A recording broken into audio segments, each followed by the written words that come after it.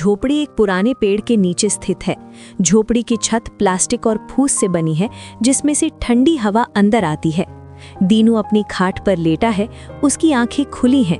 वो ठंड से कांप रहा है, क्योंकि उसके पास ओढ़ने के लिए केवल एक पुरानी पतली रजाई है, जिसका ज्यादातर हिस्सा उसने अपनी पत्नी राधा और बेटी गुड़िया की तरफ कर रखा है। हे राम, आज तो ठंड हड्डियों को भी गला देगी, पर रुक नहीं सकता। रुक गया तो लाला जी की गाली और बच्चों की भूख दोनों मार डालेंगी। गुड़िया, मेरी बच्ची कैसे सिमट कर सो रही है। कल शाम उसने कहा था, पापा मेरे पैरों में ठंड लगती है, मोजे ला दोगे? और मैं बस मुस्कुरा कर रह गया। आज मुझे किसी भी हाल में लाला जी से पैसे मांगने होंगे। दीनू उठने की कोशिश करता है। उसका शरीर अकड़ चुका है। जोड़ों में दर्द की एक लहर दौड़ जाती है। वो खांसता है, लेकिन मुंह पर हाथ रख लेता है ताकि राधा न जाग जाए। अजी, उठ गए? अभी तो मुर्गे ने भी बांग नहीं दी है। बाहर सन्नाटा है, थोड़ी देर और लेट जाइए ना। आपका शरीर कल रात से ही कितना गर्म था। मुझे डर लग रहा है, कहीं आप बीमार न पड़ जाएं। नहीं राधा, देर हो गई तो लाला जी आज की दिहाड़ी काट लेंगे, और गुड़िया के लिए नए जूते भी तो लाने हैं। तुम सो जाओ, मैं शाम को जल्दी आने की कोशिश करूंगा। सो जा राधा, तू चिंता मत कर। रसोइये की किस्मत में सूरज निकलने के बाद उठना नहीं लिखा होता।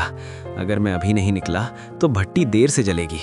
और तुझे तो पता है ना लाला धनीराम का स्वभाव। लाला जी वो इंसान नहीं, कसाई है। आप 15 साल से उनके यहाँ घिस रहे हैं, पर उन्होंने कभी आपको इंसान समझा? कल रात भी आप खाली हाथ आए थे। घर में आटा बस एक समय का बचा है। अगर आज पैसे नहीं मिले तो शाम को चूल्हा कैसे जलेगा? भगवान पर भरोसा रख रहा था। आज मैं उनसे मजबूरी में नहीं, हक से मांगूंगा। कहूंगा कि घर में राशन नहीं है, वो दे देंगे। उनका होटल मेरे ही दम पर तो चलता है। गांव वाले मेरे हाथ का स्वाद जानते हैं, वो मुझे नाराज नहीं कर सकते। तू बस पानी गर्म कर दे, मुंह धोकर निकलता हूँ। राधा चुपचाप उठती है। वो जानती है कि बहस करने से कुछ नहीं होगा। वो कांपते हाथों से चूल्हे में फूंक मारकर थोड़ी आग जलाती है। दीनू तैयार होता है। उसकी साइकिल जो बरसों पुरानी है और जगह जगह से जंग खाई हुई है। चल मेरी साथी, आज तुझे भी ठंड लग रही होगी, पर चलना तो पड़ेगा। हे राम, आज लाला जी का दिल थोड़ा पसीज जाए, बस यही प्रार्थना है। दीनू साइकिल पर बैठता है। कोहरा इतना घना है कि 5 हाथ दूर का भी कुछ दिखाई नहीं दे रहा। ठंडी हवा चाकू की तरह उसके गालों और हाथों को काट रही है। वो होटल की ओर पैडल मारना शुरू करता है। दृश्य 2, समय 3:35 सुबह। लाला धनीराम, उनकी नजरें घड़ी पर टिकी हैं। 3:30 बज गए और इस नवाबजादे का अभी तक पता नहीं है। इन गरीबों को जितना सिर पर चढ़ाओ उतना ही नाचते हैं। कल मैंने इसे 10 रुपए इनाम क्या नहीं दिया, आज ये मालिक बनकर लेटा रहा है। आने दे से, आज इसकी खाल न उधेड़ी तो मेरा नाम भी लाला धनीराम नहीं। तभी साइकिल की घंटी की कमजोर आवाज सुनाई देती है। दीनू हांफता हुआ, पूरी तरह से कोहरे में भीगा हुआ होटल के सामने रुकता है।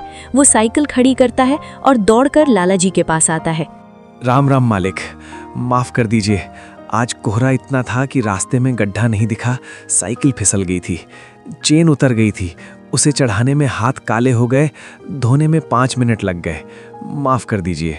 आ गए नवाब साहब, 3:32 हो गए हैं। 2 मिनट की देरी। तुझे क्या लगता है ये होटल तेरे बाप का है जो जब मर्जी मुंह उठाए चला आएगा? नहीं मालिक, ऐसा मत कहिए। मैं तो अपनी जान लगा कर आता हूँ। ठंड इतनी है कि हाथ सुन्न हो गए हैं। देखिए, बस आज बख्श दीजिए। मैं अभी भट्टी जलाकर सब तैयार कर दूंगा। ग्राहकों के आने से पहले सब तैयार मिलेगा। हाथ सुन्न हो गए तो क्या करूं? आरती उतारूं तेरी, या तुझे अपनी रजाई उड़ा दूं? अरे ये हाथ काम करने के लिए हैं, दिखाने के लिए नहीं। जा, दफा हो जा मेरी नजरों के सामने से। आज की तेरी पगार से 20 रुपए काट लूंगा, लेट आने का जुर्माना, ताकि तुझे याद रहे कि लाला धनीराम के यहाँ वक्त की क्या कीमत है। 20 रुपए? मालिक, अनर्थ मत कीजिए। 150 तो कुल मिलते हैं, उसमें से 20 कट गए तो 130 में घर कैसे चलेगा? आटा खत्म है मालिक, गुड़िया के लिए। गुड़िया, आटा, घर, बस यही रोना रोता रहता है। मुझे तेरे घर से क्या मतलब? मुझे अपने धंधे से मतलब है। अब खड़ा क्या है? जा भट्टी में घुस जा। दीनू का दिल बैठ जाता है। 20 रुपए का नुकसान उसके लिए बहुत बड़ा है। वो अपमान का कड़वा घूंट पीकर रसोई में जाता है। वहाँ अंधेरा और ठंड है। वो कांपते हाथों से लकड़ियां जमा करता है और आग जलाता है। 20 रुपए? 20 रुपए में तो आधा किलो दूध आ जाता। मेरी बच्ची आज फिर बिना दूध के सोएगी क्या? नहीं, मैं इतनी मेहनत करूंगा, इतना स्वादिष्ट खाना बनाऊंगा कि लालाजी खुश हो जाएं। शायद शाम को वो पैसे ना काटें।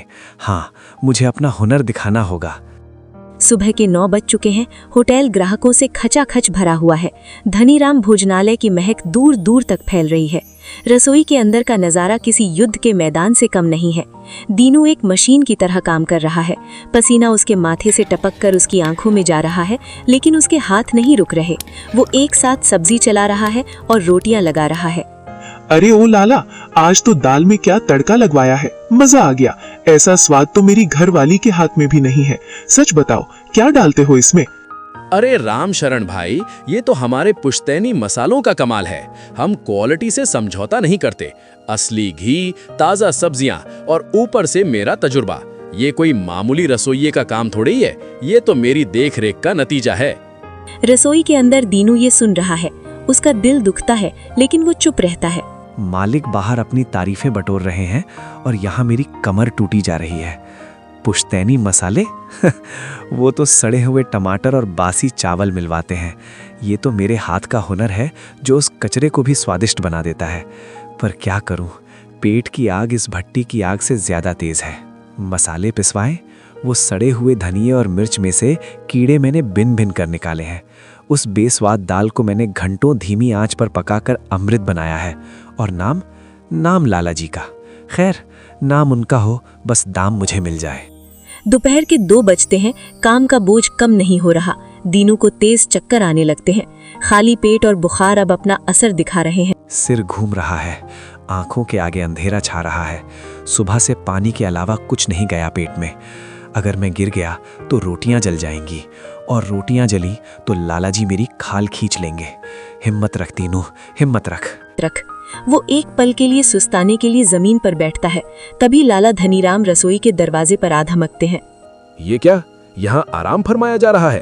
बाहर 4 ग्राहक खड़े हैं रोटी के इंतजार में, और तू यहाँ नवाबों की तरह बैठा है। मैंने तुझे 150 रुपए सोने के लिए देता हूँ क्या? नहीं मालिक, बस चक्कर आ गया था। सुबह से कुछ नहीं खाया, बुखार भी लग रहा है। क्या मुझे एक रोटी मिल सकती है? थोड़ी जान आ जाएगी तो तेज काम करूंगा। खाना देने से इनकार? खाना? अभी दोपहर का समय है। तू एक काम कर, पानी पी ले। पानी से पेट भर जाएगा। शाम को जब ग्राहक कम होंगे तब बची कुची रोटियों में से एक ले लेना। अभी काम कर। दीनू की आंखों में आंसू आ जाते हैं।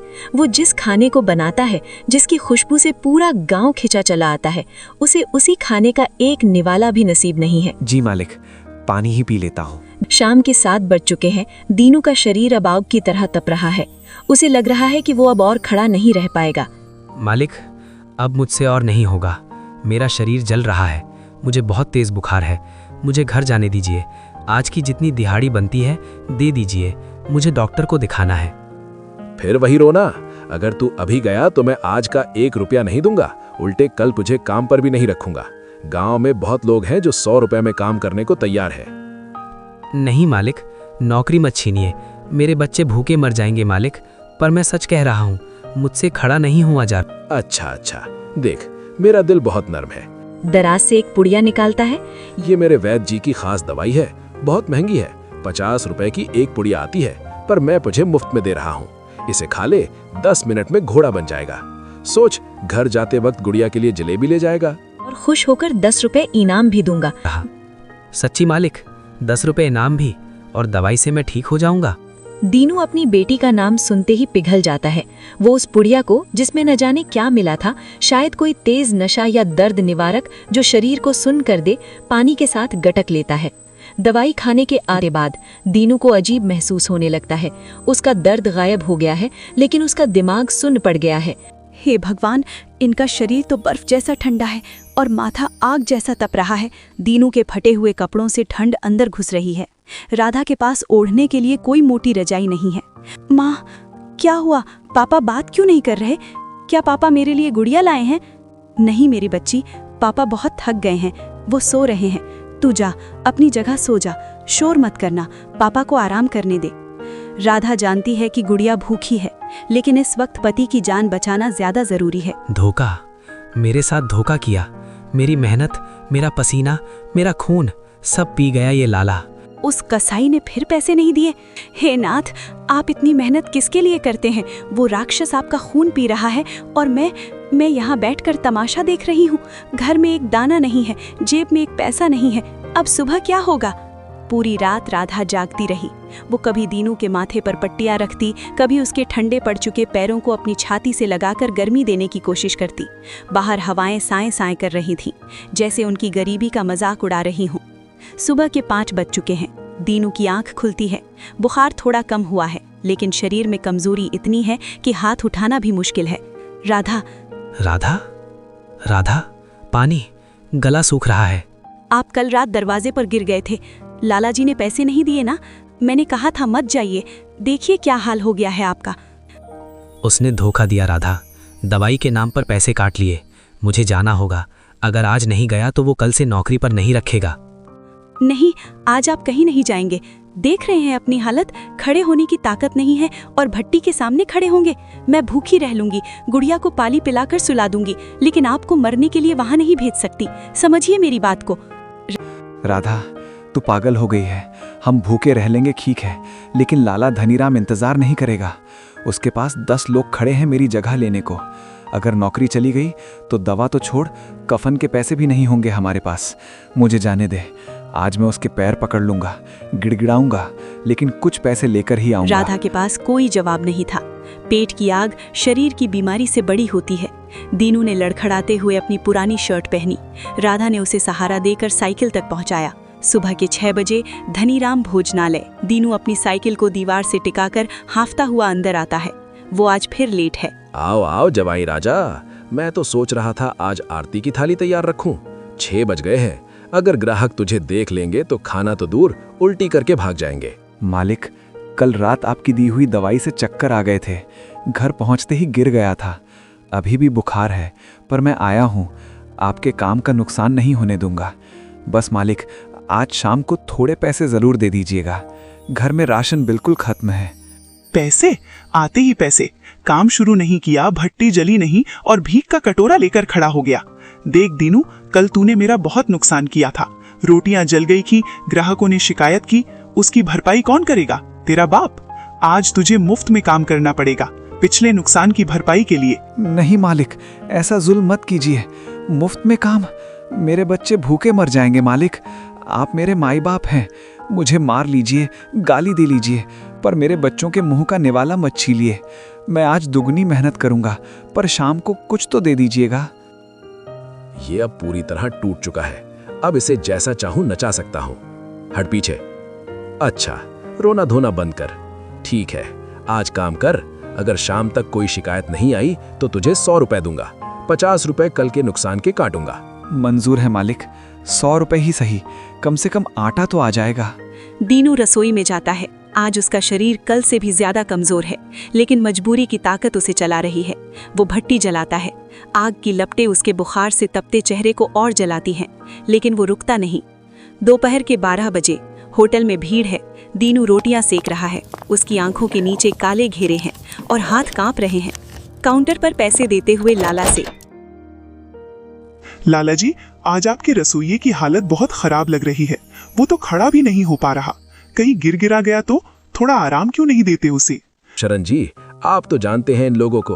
रात भर दारू पीते हैं और सुबह यहाँ आकर नौटंकी करते हैं। मैं तो इंसानियत के नाते इसे झेल रहा हूँ। नशेड़ियों पर ध्यान मत दीजिए। दीनू रसोई के दरवाजे के पास खड़ा ये सुन रहा था। नशेड़ी शब्द उसके दिल पर खंजर की तरह लगा। उसने कभी बीड़ी तक नहीं पी थी और आज उसकी बीमारी और मजबूरी को नशा बताया जा रहा था। सुन रहा है ना तू? ये लाला मेरे चरित्र पर कीचड़ उछाल रहा है। बस एक बार मेरे दिन फेर दे। मैं इसे दिखाऊंगा कि ईमानदारी का नशा क्या होता है। काम करते करते दीनू का हाथ तवे से छू जाता है। चमड़ी जल जाती है। उई माँ! जले हुए हाथ को पानी में डालता है। ओए माँ! हे राम, आज तो हर तरफ से परीक्षा है, पर रुकना नहीं है। गुड़िया के लिए 100 रुपए, गुड़िया के लिए 100 रुपए। भीड़ थोड़ी कम हुई है। लाला धनीराम अपनी गद्दी पर बैठकर कुछ हिसाब लगा रहे हैं। वो दीनू को बुलाते हैं। दीनू, ओ दीनू, इधर आ जरा। दीनू डरा हुआ, पसीने से लथपथ।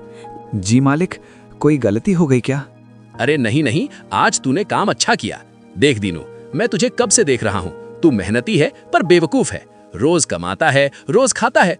कल को अगर तू बीमार पड़ गया या तुझे कुछ हो गया तो तेरे बीवी बच्चों का क्या होगा? गुड़िया बड़ी हो रही है, उसकी शादी का सोचा है? क्या करूं मालिक, 150 रुपए में तो पेट नहीं भरता। भविष्य का क्या सोचूं? गुड़िया की शादी तो बहुत दूर की बात है। अभी तो उसके स्कूल की फीस के पैसे भी नहीं हैं। वही तो मैं कह रहा हूँ, तू गरीब है क्योंकि तुझे पैसा जोड़ना नहीं आता। देख, मैं तेरे भले की एक योजना बताता हूँ, तू मुझे अपना बड़ा भाई समझ। आज से मैं तेरी रोज की पगार से 50 रुपए अपने पास जमा कर लिया करूंगा। तुझे रोज 100 रुपए मिलेंगे घर खर्च के लिए। 50 रुपए काट लेंगे मालिक? 100 रुपए में घर कैसे चलेगा? अभी तो 150 रुपए भी कम पड़ते हैं। काटना नहीं, जोड़ना कहते हैं। सोच, रोज के 50 रुपए, महीने के 1500 रुपए, साल के 18,000 रुपए। और अगर तूने 5-10 साल मेरे साथ ऐसे ही काम किया तो लाखों रुपए जमा हो जाएंगे। जब गुड़िया की शादी होगी या तुझे कोई बीमारी लगेगी या घर बनाना होगा तो तुझे किसी के आगे हाथ नहीं फैलाना पड़ेगा। वो पैसा मेरे पास सुरक्षित रहेगा। जब मांगेगा तब तेरा भाई तुझे दे देगा। अब बोल, है ना फायदे का सौदा? मालिक, आप सचमुच देवता हैं। मेरे बारे में इतना सोचने वाला कोई नहीं है। 100 रुपए में थोड़ी तकलीफ होगी, हम एक वक्त खा लेंगे, लेकिन अगर भविष्य सुधर जाए तो मैं तैयार हूँ। आप 50 रुपए जमा कर लिया कीजिए। बस, अब तूने समझदारी वाली बात की। चल, आज से ही शुरू करते हैं। आज की तेरी पगार 100 रुपए बनी थी, काट पीट कर। उसमें से 50 रुपए मैंने तेरे भविष्य खाते में जमा कर दिए। ये ले 50 रुपए नकद। जा, घर जा और खुश रह। 50 रुपए? मालिक, आज तो 100 रुपए मिलने थे ना? आपने कहा था 100 रुपए देंगे। अरे अभी तो बात हुई। 50 रुपए जमा हो गए ना तेरे भविष्य के लिए। अब क्या उसे वापस निकालकर भविष्य खराब करेगा? ले जा इसे और शुक्र मना कि तेरा पैसा सुरक्षित हाथों में है। जा अब। उसे समझ नहीं आ रहा कि वो खुश हो या रोए। भविष्य के लिए पैसा जमा हो गया, लेकिन आज रात घर में सिर्फ सूखी रोटियां ही बन पाएंगी। शाम के 8 बजे दीनू घर पहुंचता है। वो बुखार और भूख से निढाल है। राधा दरवाजे पर खड़ी है। आ गए? कैसी तबीयत है अब? लाई पैसे। गुड़िया भूख से रो रही है। मैंने उसे पानी पिलाकर बहलाया है। कांपते हाथों से 50 रुपए का नोट राधा की हथेली पर रखता है। ये लो राधा, 50 रुपए। 50 रुपए? सुबह से रात तक आपने अपनी हड्डियां गला दी, बुखार में तपते रहे और वो राक्षस सिर्फ 50 रुपए देकर भेज दिया। आपने उसका गला क्यों नहीं पकड़ा? हम क्या हवा खाकर जिंदा रहेंगे? शांत हो जा राधा, सुन तो सही। ये हमारे भले के लिए है। लाला जी ने एक योजना बताई है। वो रोज मेरे 50 रुपए जमा करेंगे, भविष्य के लिए, गुड़िया की शादी के लिए। सोच, कुछ सालों में हमारे पास लाखों रुपए होंगे। आज की तकलीफ कल का सुख बन जाएगी। भविष्य? कौन सा भविष्य? जब आज हम भूख से मर जाएंगे तो भविष्य कौन देखेगा? वो सेठ आपको लूट रहा है और आप इतने भोले हैं कि लूट रहे हैं। लाखों रुपए? वो 1 रुपया नहीं देगा आपको। लिख कर ले लीजिए। नहीं राधा, लाला जी ने कसम खाई है, वो ऐसा नहीं करेंगे। तू मुझ पर भरोसा रख, मैं और मेहनत करूंगा। हम थोड़ा कम खा लेंगे, लेकिन गुड़िया का भविष्य बना देंगे। जा, इन 50 रुपए से आटा और थोड़ा नमक ले आ। आज इसी से काम चलाते हैं। उसे पता है कि उसका पति एक जाल में फंस चुका है, लेकिन उसके पास उसे निकालने का कोई रास्ता नहीं है। साल गुजरते गए, शरीर घिसता गया। समय का चक्र घूमता है। 1 साल, 2 साल, साल बीत जाते हैं। हर रात दीनू घर आता है और एक पुरानी डायरी में लिखता है, राधा देख, आज के 50 रुपए मिलाकर हमारे कुल 65,000 रुपए जमा हो गए हैं सेठ जी के पास। 5 साल की मेहनत, 65,000 रुपए। सोच, जब हम ये पैसे मांगेंगे तो हम गुड़िया को शहर के स्कूल में भेजेंगे, अपना एक छोटा सा पक्का कमरा बनाएंगे। कागजों में ही हैं ये पैसे, कभी हाथ में आएंगे भी। आप बीमार रहने लगे हैं, रोज खांसते हैं, खून आता है कभी कभी। सेठ जी से कहिए ना कि अब कुछ पैसे दे दें, इलाज करवा लें। दीनू, जिद्दी उम्मीद। नहीं राधा, अभी नहीं, अभी और जमा करना है। ये बीमारी तो मौसम की है, ठीक हो जाएगी। पैसे मत तुड़वा, ये हमारी गुड़िया की किस्मत है। सर्दी की एक और, कोहरा इतना घना है कि हाथ को हाथ नहीं सूझ रहा। घर लौट रहा है। वो अपनी जमा पूंजी के ख्यालों में खोया है। 70,000 होने वाले हैं, बस कुछ महीने और। तभी सामने से एक तेज रफ्तार ट्रक आता है। कोहरे के कारण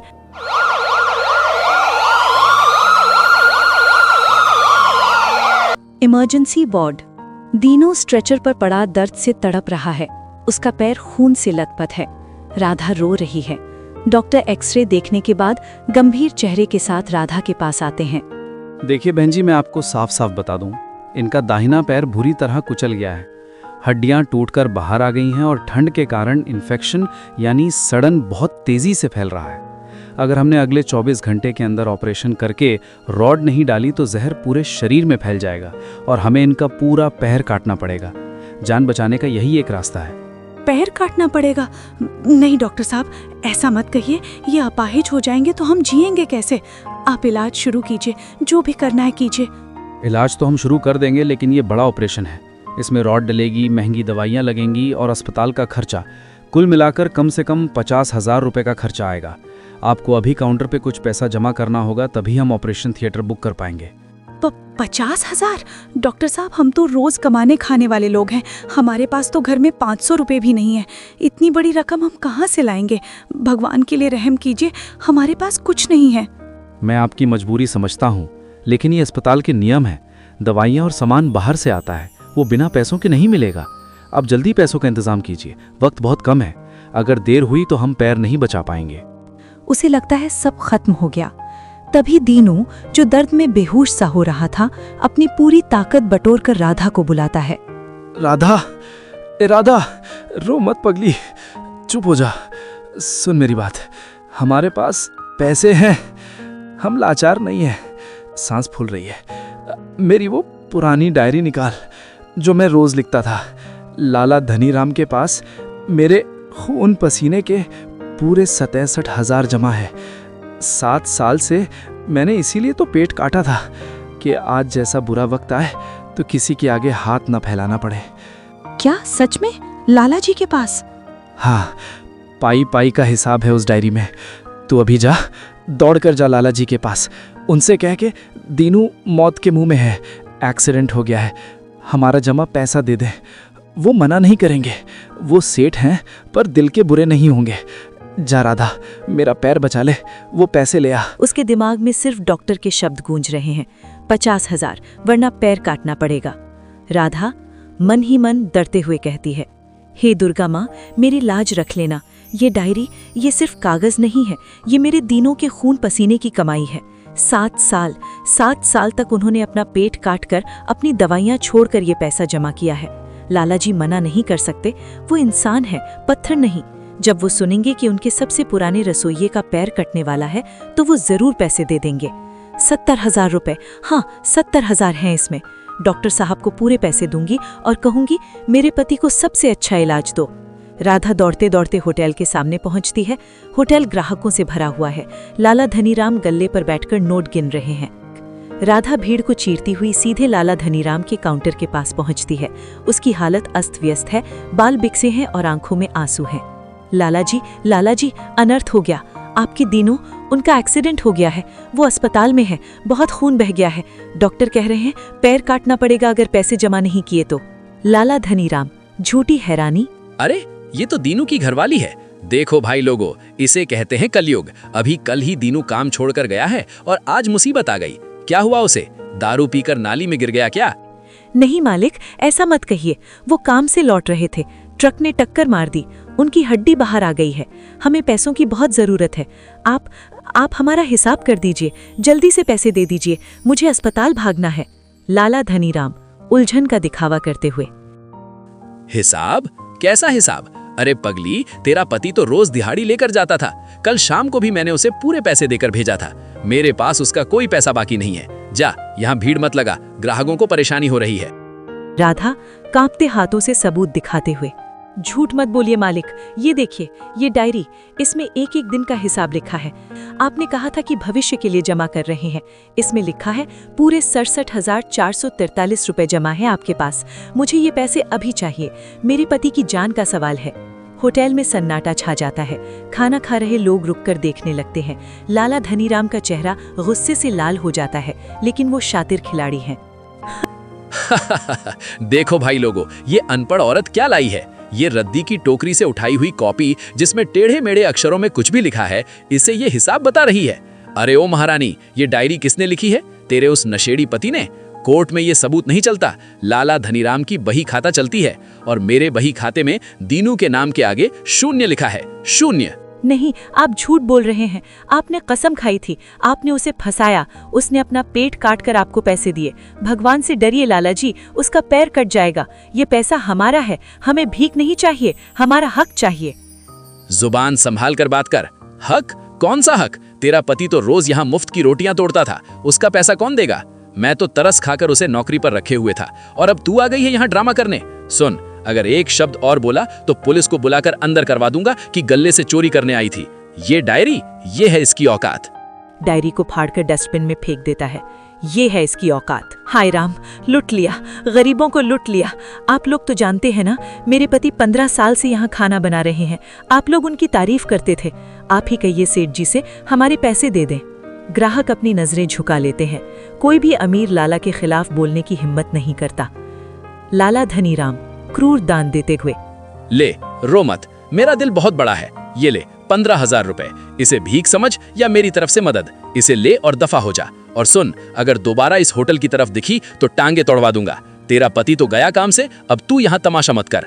जाते जाते लाला की आंखों में देखकर, सेठ जी, आज आपने मेरी मजबूरी का फायदा उठाया है। आपने एक गरीब की कमाई हजम की है। याद रखना, ये पैसा आपको पचेगा नहीं। मेरे पति के खून पसीने की ये कमाई आपके गले का फंदा बनेगी। भगवान देख रहा है। दोपहर के 2 बजे राधा हाफते हुए दिन में घुसती है। डॉक्टर साहब, ये लीजिए पैसे। अभी मेरे पास इतने ही हैं। आप ऑपरेशन शुरू कीजिए, मैं बाकी पैसे कहीं ना कहीं से ले आऊंगी। प्लीज मेरे पति का पैर बचा लीजिए। डॉक्टर हमदर्दी से लेकिन दृढ़ता से कहते हैं, बहन जी, ये तो सिर्फ 15,000 रुपए हैं। मैंने आपको बताया था खर्चा 50,000 से ऊपर जाएगा। रॉड, दवाइयाँ, ऑपरेशन थिएटर का खर्चा, ये सब तो एडवांस जमा करना पड़ता है। ये प्राइवेट अस्पताल है, मैं अपनी जेब से नहीं भर सकता।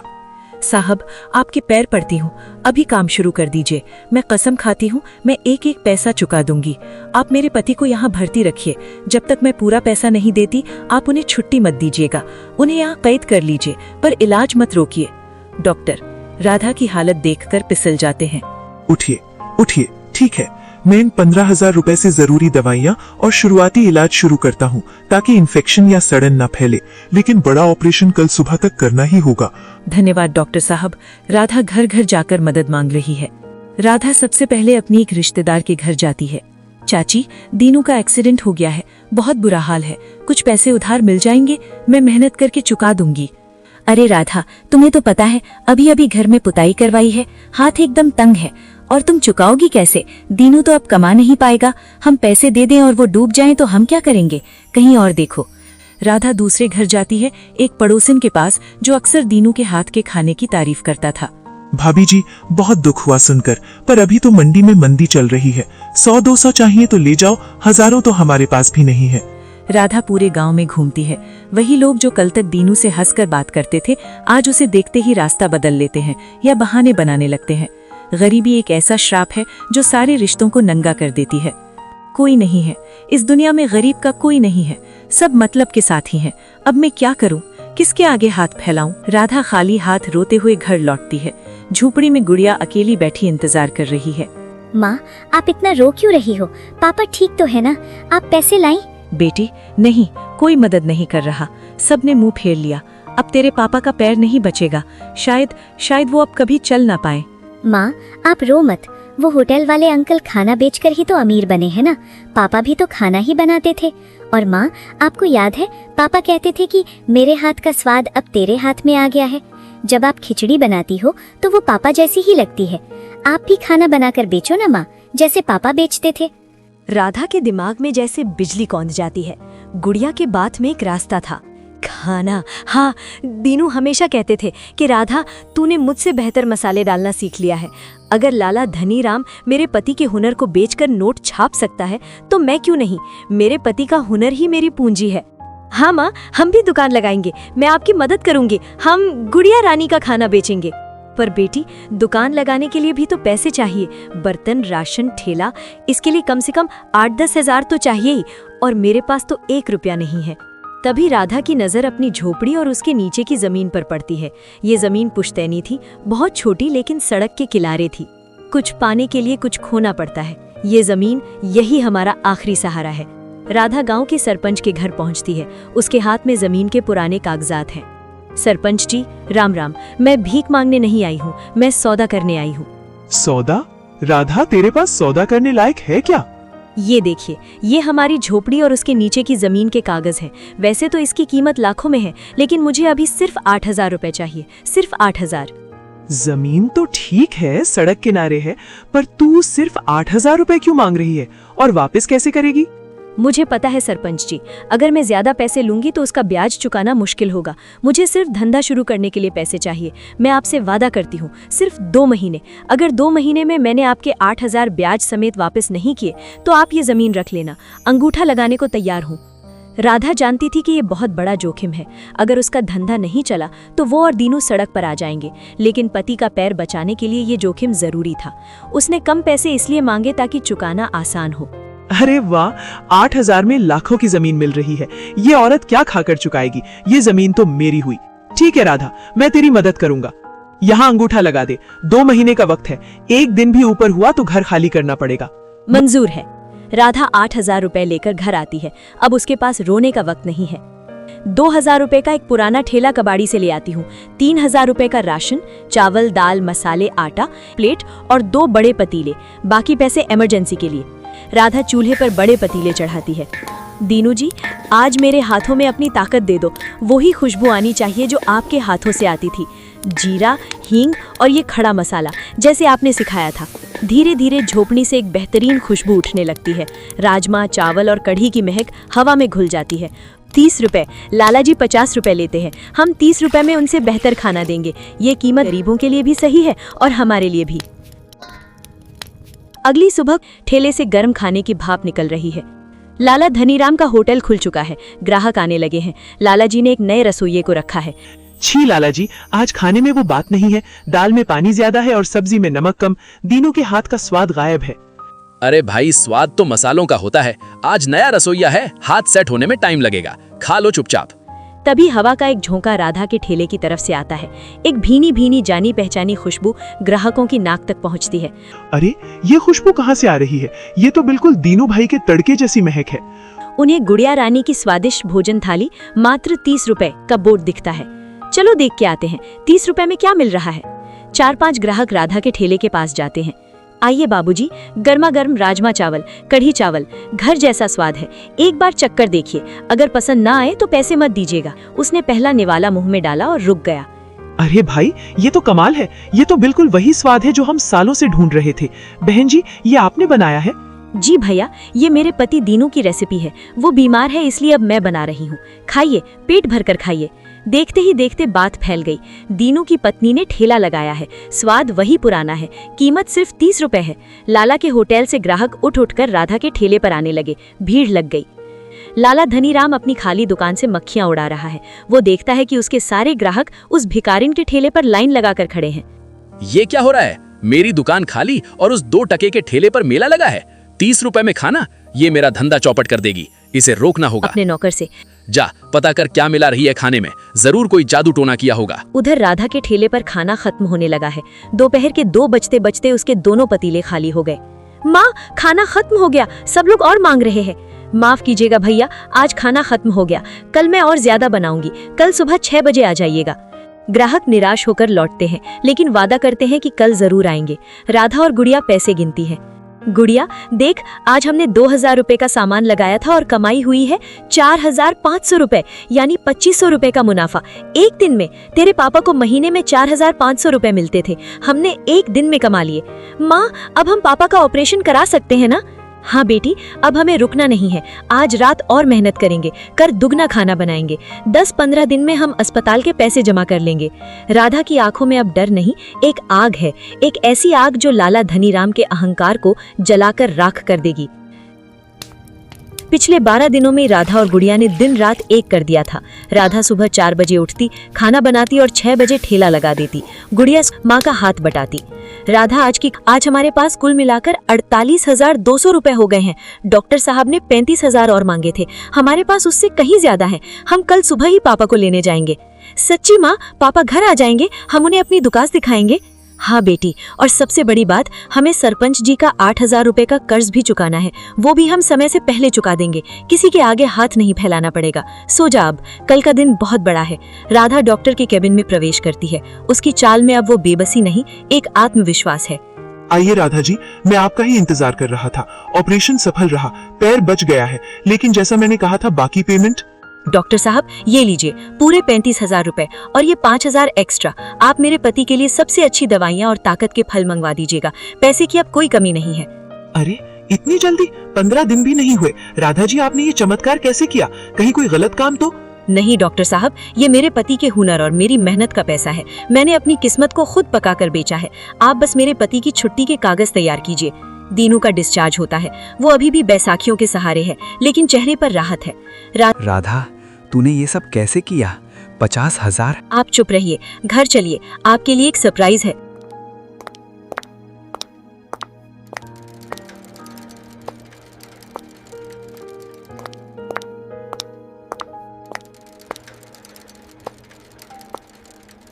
उसकी नजर सामने लगे उस रंग बिरंगे खिले पर पड़ती है। भोजन थाली। ये क्या है राधा? ये आपकी नई दुकान है। मैंने आपके हाथों का जादू सीखा और उसे लोगों तक पहुंचाया।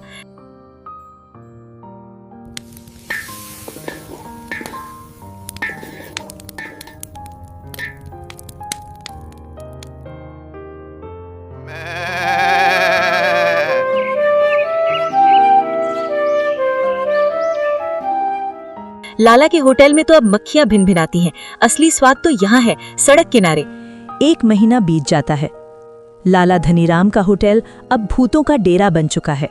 उसने 4 नए रसोइले बदले, लेकिन किसी के हाथ में वो स्वाद नहीं था। ग्राहक आते, खाना चखते और प्लेट छोड़कर चले जाते। ग्राहक होटल में। छी, ये क्या बनाया है? कड़ी है या पानी? और रोटी तो ऐसी है जैसे पापड़। लाला जी, 50 रुपए किस बात के ले रहे हो? सामने देखो, गुड़िया रानी के ठेले पर 30 रुपए में दावत मिल रही है।